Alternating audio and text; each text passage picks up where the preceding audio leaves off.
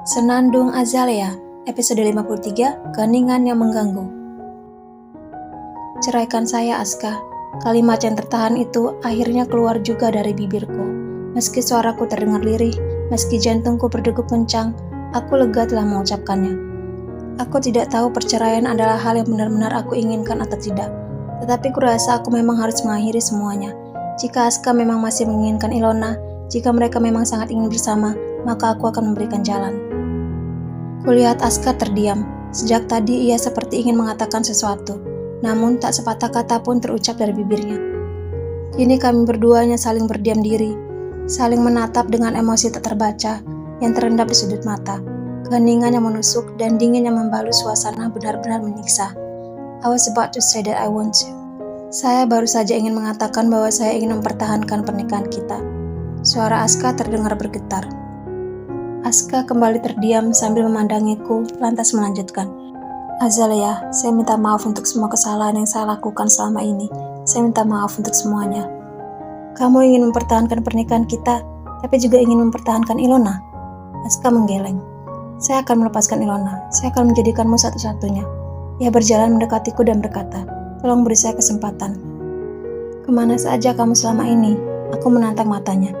Selama ini saya kira saya masih mencintai Ilona.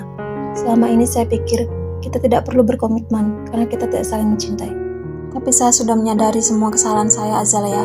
Meski saya dan Ilona tidak pernah melakukan apapun selain makan bersama. Saya sadar hubungan saya dengannya tetap sebuah kesalahan karena saya telah mengkhianati ikrar dalam pernikahan kita. Kali ini Aska menelisik wajahku dengan matanya yang berkaca-kaca. And after all this time, I keep on denying all my feelings towards you. Now I realize that I'm falling for you, falling hard and wanting you. Suara yang terdengar hampir berupa bisikan. Jantungku berdegup kencang saat mendengar itu, tapi aku tahu hatiku tak akan luluh. Saya benar-benar menginginkanmu, Azalea. Ucap sekali lagi. Saya menginginkan pernikahan yang normal seperti yang kamu juga inginkan. Saya ingin pernikahan yang indah seperti pernikahan Mama dan Papa. I want you, Azalea. And from now on, you'll be the one and only for the rest of my life. Lanjut Aska. Aku menatap wajahnya, memandangi sepasang mata redup itu.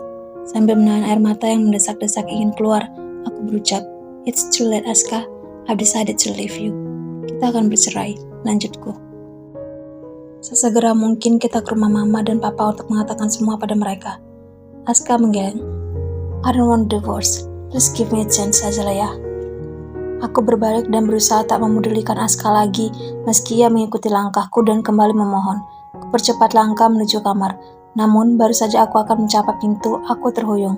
Aku merasa sekelilingku berputar. Sambil berpegangan pada handle pintu, aku mencoba menyeimbangkan tubuh. Entah kenapa belakangan ini aku sering merasa pusing, mual dan pandanganku mengabur. Azalea, Aska menghambur ke arahku dan menahan tubuhku. Aku menepis tangannya dan membiarkan diriku terduduk di lantai agar merasa lebih tenang. Kamu sakit? Tanya Aska. Ia ingin menyentuh keningku namun aku kembali menepisnya. Perlahan aku bangkit sambil tetap berpegangan pada pintu dan memegangi kepalaku. Pandanganku kembali berputar dan kali ini disertai pening yang semakin menjadi. Aku kembali kehilangan keseimbangan. Aska menahan tubuhku yang hampir tumbang.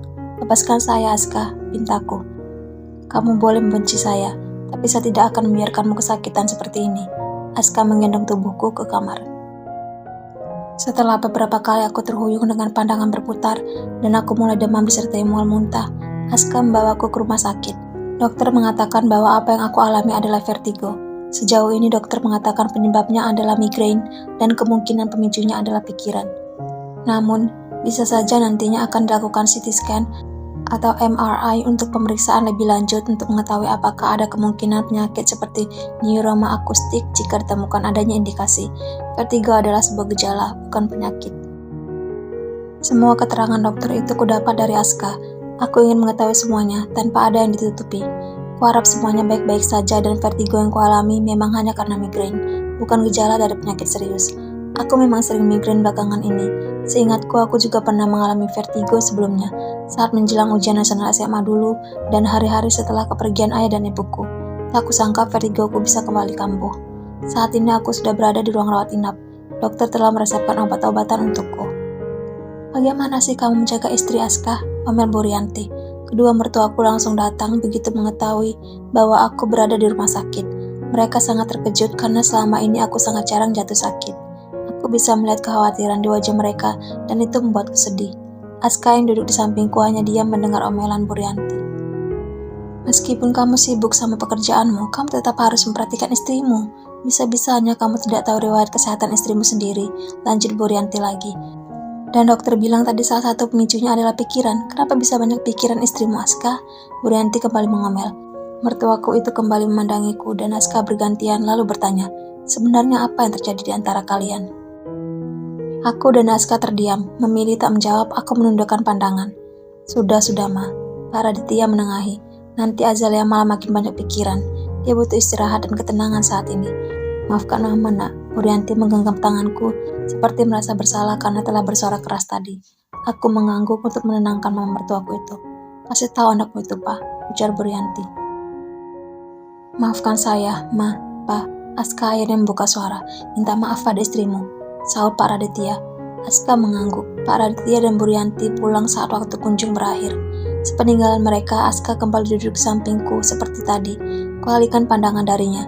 Dari sudut mata, kulihat ia memandangi wajahku.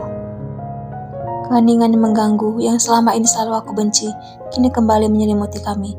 Tak ada yang berbicara di antara kami untuk beberapa lama, begitu senyap sehingga aku bisa mendengar detak jantungku sendiri.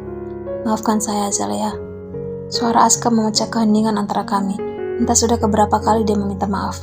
Aska mengulurkan tangannya ingin menyentuh jemariku, tetapi aku menjauhkan tanganku sebagai bentuk penolakan. Aska menarik tangannya lagi. Sekian detik kemudian aku menoleh.